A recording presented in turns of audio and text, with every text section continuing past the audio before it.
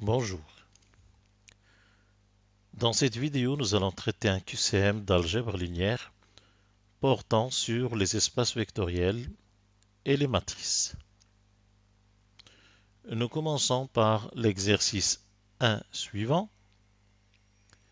Dans l'espace vectoriel R3 sur R, on considère les trois vecteurs U égale 2 moins M moins 1, 0, V égale moins 1, 2 moins M moins 1 et W égale 0, moins 1, 2 moins M. Question: pour quelles conditions sur M a-t-on le rang du système UVW est égal à 3? Nous disposons ici de trois conditions au choix.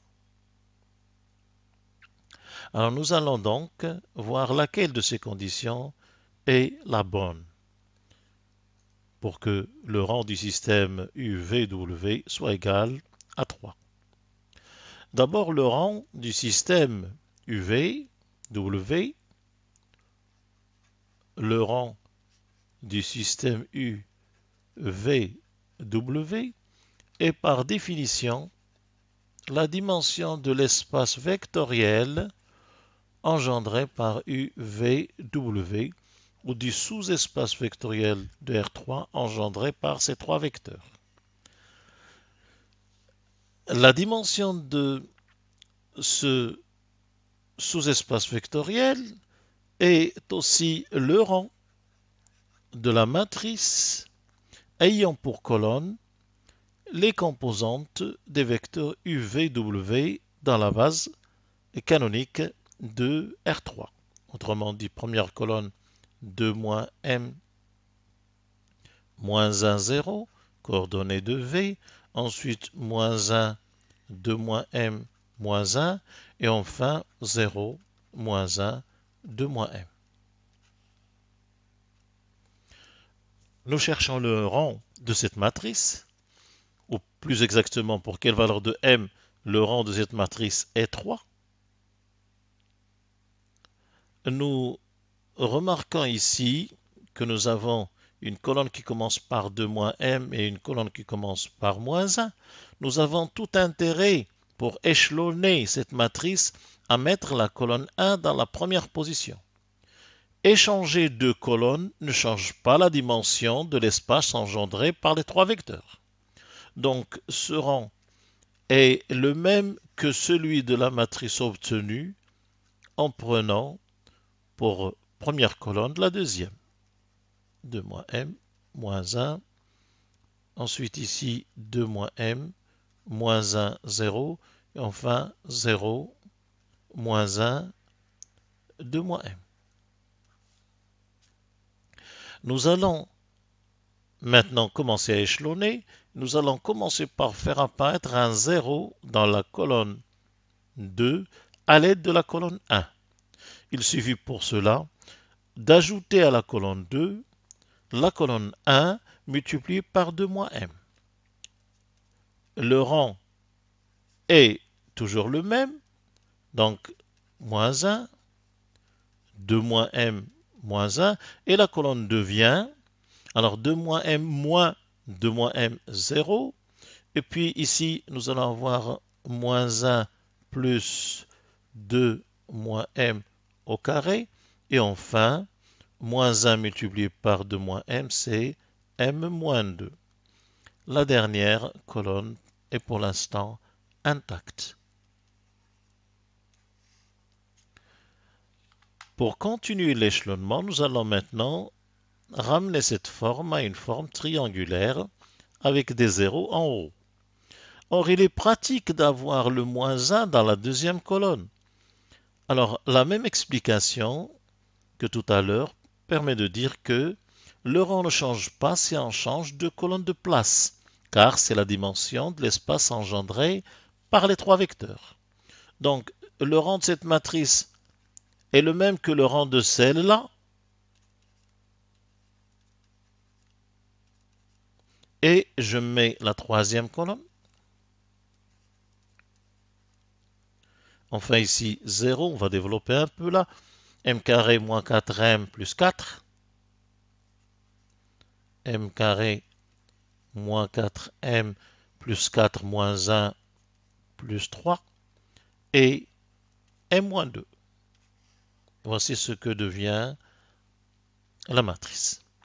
Maintenant, nous allons faire apparaître un 0 à ce niveau-là. C'est possible grâce à la colonne 2. Il suffit d'ajouter à la colonne 3 la colonne 2 multipliée par cette expression.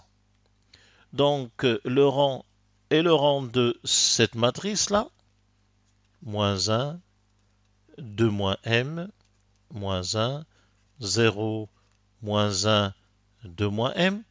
Alors maintenant, on va ajouter à la troisième colonne la deuxième fois m carré moins 4m plus 3. Ça va donner bien sûr 0. Là, 0. Et là, m moins 2 plus 2 moins m fois cette quantité. Alors nous allons le calculer ailleurs. Appelons-le grand X.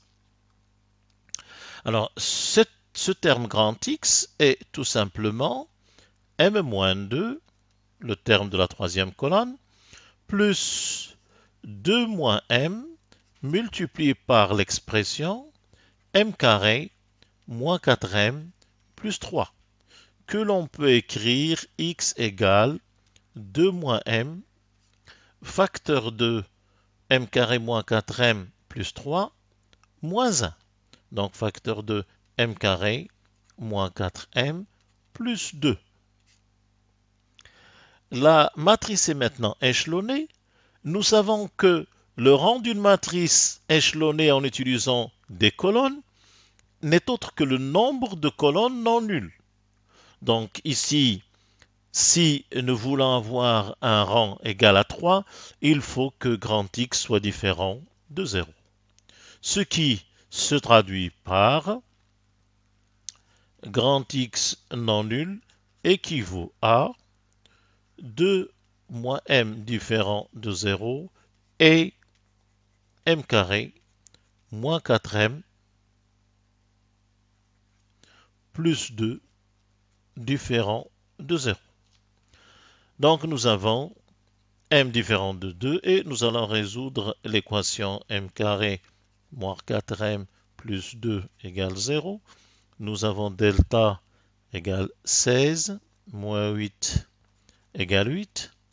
Donc première racine m1 égale 4, racine de 8 sur 2. Donc m1 on peut simplifier par 2, ça va donner 2 plus racine de 2. 8 c'est 2 racines de 2.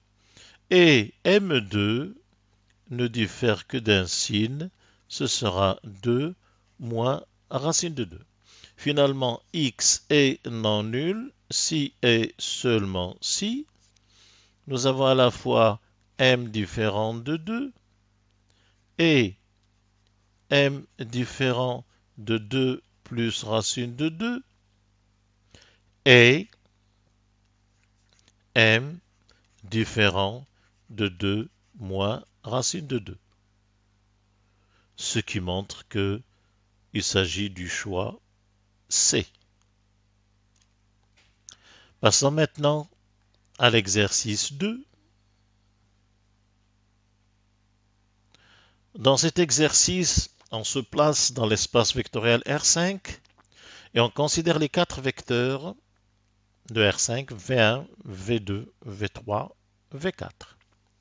Première question, quelle est la dimension de l'espace engendré par ces 4 vecteurs? Ou bien la dimension D de vect V1, V2, V3, V4.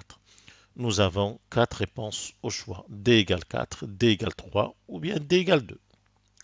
Dans la deuxième question, on se propose de trouver une relation liant ces vecteurs V1, V2, V3, V4. Et nous avons 3 réponses au choix. Nous allons donc essayer de connaître la bonne réponse. Nous commençons donc par chercher la dimension de l'espace engendré par les 4 vecteurs. Alors la dimension cherchée, D, c'est la dimension de vect V1, V2, V3 et V4. Nous savons que la dimension de l'espace engendré par ces quatre vecteurs est égale au rang, au rang de la matrice ayant pour colonne ces vecteurs, donc V1, 1, 0, 1, 0, 1, V2, moins 1, moins 2, 0, 1, 1, et V3, 0, 1, 0, 0 et moins 2. Enfin, V4, c'est moins 1, moins 5, 1, 2 et 5. Comme tout à l'heure, pour connaître le rang, nous allons l'échelonner en utilisant les colonnes et regarder combien nous avons de colonnes non nulles. Le nombre de ces colonnes non nulles nous donnera le rang. Alors, comme nous cherchons à trouver une relation entre les vecteurs colonnes, lorsque nous allons combiner les colonnes, par exemple, si à la colonne 2, on ajoute la colonne 1 pour faire apparaître un 0, nous aurons donc colonne 2 qui devient colonne 2 plus colonne 1. Si ensuite nous transformons la colonne 4, par exemple, en lui ajoutant la colonne 1, puis ensuite on aura besoin d'un 0 en bas, il faudra utiliser la colonne 2, donc on ne se rappellera pas de l'opération globale qui a été utilisée pour obtenir la nouvelle colonne. Alors, pour garder cette trace, nous allons la garder sur une matrice 4, 4, disons qui contient au départ les coordonnées des vecteurs E1, E2, E3, E4 de R4 sur E1, E2, E1, E2, E3, E4. Pour l'instant, elle démarre comme étant l'identité. Ensuite, chaque fois que nous faisons une opération sur notre matrice, sur les colonnes, il y en a 4, même s'il y a 5 lignes, nous allons faire les mêmes opérations sur la matrice qui conserve la trace des opérations. Alors nous commençons donc, nous avons dit que ceci c'est le rang de la matrice.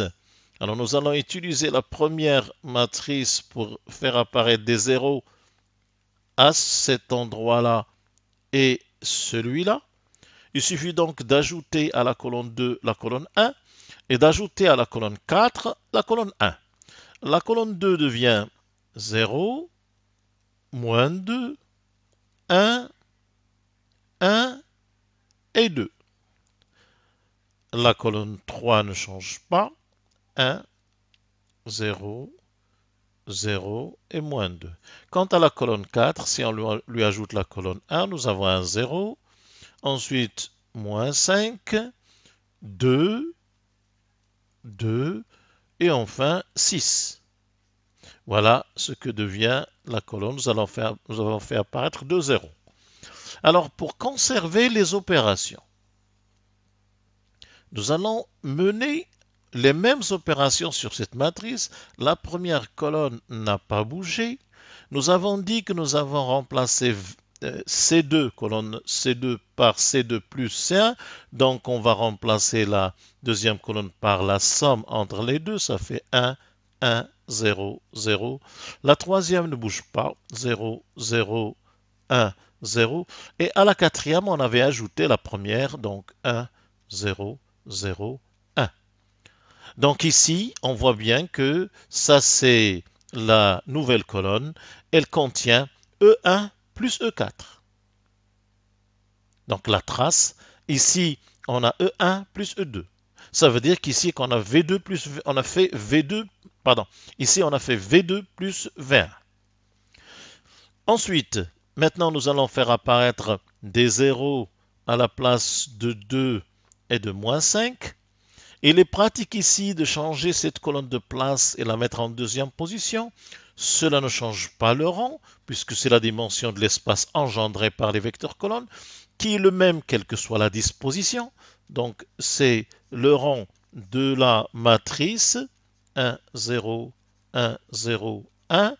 Nous changeons cette colonne de place, donc 0, 1, 0, 0, moins 2. Et nous mettons la colonne 2, moins 2, 1, 1 et 2. Enfin, 0, moins 5. Ici, il nous manque un terme à ce niveau-là. Quand on a fait colonne 4 plus colonne 1, 0, moins 5, 2, 2. Pardon, 2, 2. Donc ici, il va y avoir un 2, puis un 2, puis un 6. Alors, bien sûr, la même opération doit être menée sur la matrice qui garde les traces. Ici, la seule opération, c'était le changement de place de la colonne 3. Donc, nous allons voir ici 1, 0, 0, 0. La colonne 3 est venue là, 0, 0, 1, 0. Et la colonne 2, 1, 1, 0, 0. Et enfin, la colonne 4. Nous allons maintenant faire apparaître des zéros à la place de moins 2 et de moins 5. Alors pour avoir un 0 ici, nous allons ajouter à la colonne 3 deux fois la colonne 2 et pour avoir un 0 là, ajouter à la colonne 4 5 fois la colonne 2. Donc nous allons avoir ce rang est le même que le rang de cette nouvelle matrice. C'est le rang qui nous intéresse, bien sûr, même si la matrice change.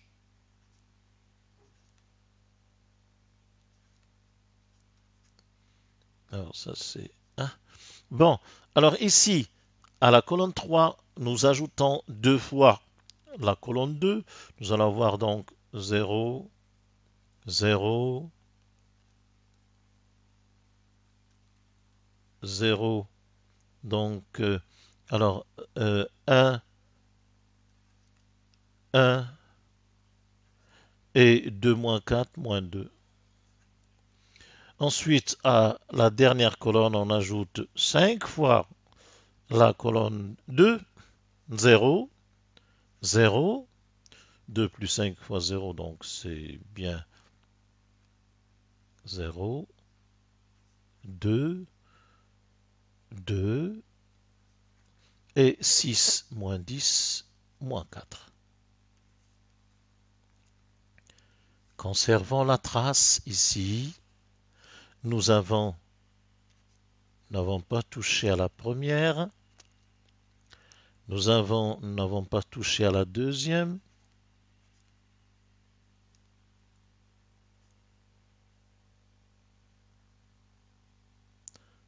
Pardon. Nous avons remplacé la troisième par la troisième plus deux fois la deuxième. Donc la troisième plus deux fois la deuxième, c'est 1, 1, 2 et 0. Maintenant la quatrième plus 5 fois la deuxième. La quatrième plus 5 fois la deuxième, donc 1, 0, 5 et 1. Voici la trace des opérations qui ont été faites. On va enlever ceci. Alors, maintenant, cette matrice donc devient, ou le rang, c'est maintenant le rang de la matrice 1, 0, 1, 0, 1, 0, 1, 0, 0, moins 2, 0, 0, 1, 1 et moins 2. Et maintenant, il faut faire apparaître un 0 à ce niveau-là. Pour cela, on va utiliser colonne 4 moins 2 fois la colonne 3.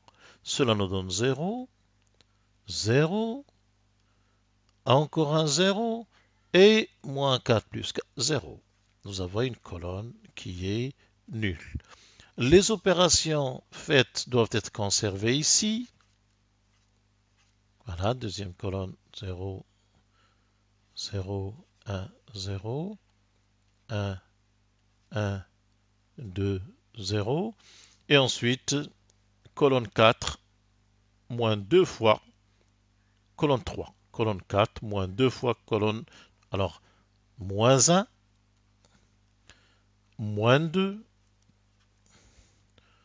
5, moins 4, 1 et 1. Voilà donc ce que l'on obtient. Alors, la matrice est bien échelonnée. Nous avons des termes diagonaux différents de 0, mais il n'y a que 3 colonnes non nulles. Conclusion, le rang du système V1, V2, V3, V4 est égal à 3. Maintenant, il s'agit donc de la réponse B.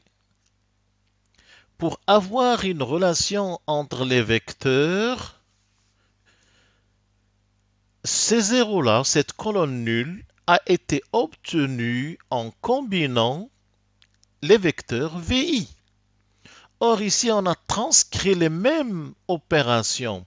Et cette colonne, on est parti de l'identité, c'est moins E1, moins 2E2, plus E3, plus E4. Ça veut dire que cette colonne a été obtenue tout simplement en faisant moins V1, puisque ce sont les mêmes opérations, moins 2V2, plus V3, plus V4, et il est devenu nul. C'est donc ça l'intérêt de cette matrice témoin qui garde les transformations.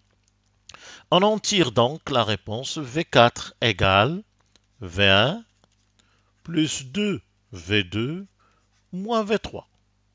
Et on voit bien que c'est la réponse C.